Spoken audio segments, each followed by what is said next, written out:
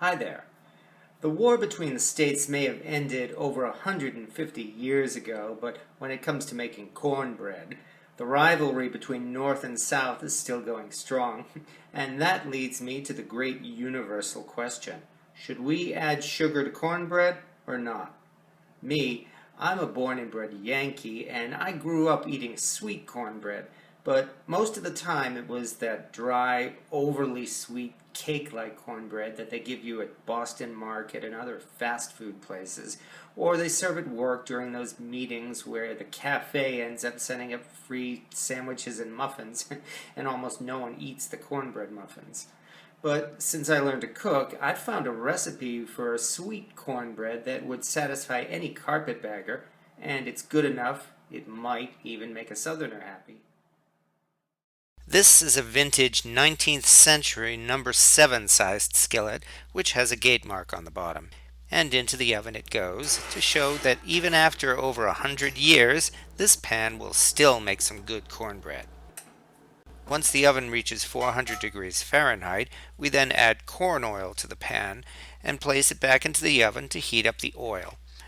It's important to preheat your cast iron pan in advance because the hot pan will help give your cornbread a good crust, and that will help keep it from sticking when it's taken out of the pan. Now we can get down to preparing our ingredients. In this case, we'll be using corn flour along with the cornmeal to give the cornbread a better texture.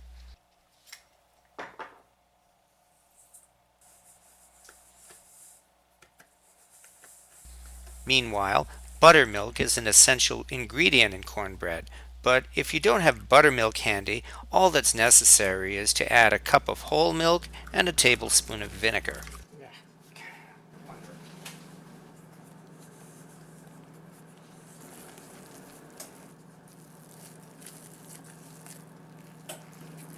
We add extra milk to the batter, a little at a time, until we get a thick batter that can still be poured into the pan.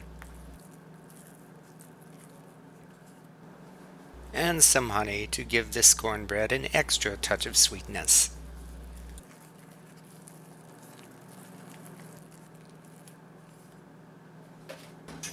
This cast iron skillet has a very generic design from the 1800s, and it's believed to be based on the design of a cast iron manufacturer called Excelsior Foundry. After mixing the extra oil into the batter, it all goes into the pan. As anyone will tell you, one of the best parts of making cornbread is the sizzle.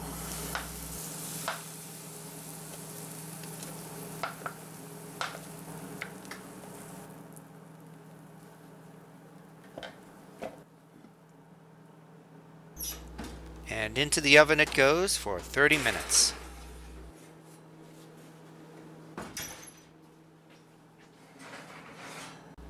And we have cornbread.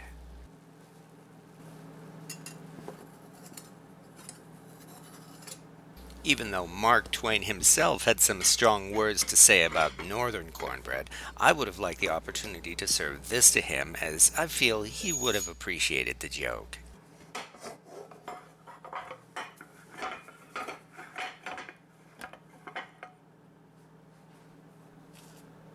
Because whether your cornbread comes from the north or the south, there's still one important rule.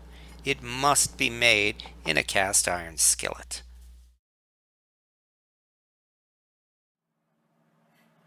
Even though I've tread on the toes of about 10,000 southern cornbread lovers, I do hope you like this recipe enough to keep from seceding from the Union once again. Because, of course, in life, there are 4 things I have learned never to discuss with people: religion, politics, the great pumpkin, and cornbread. Thank you for watching.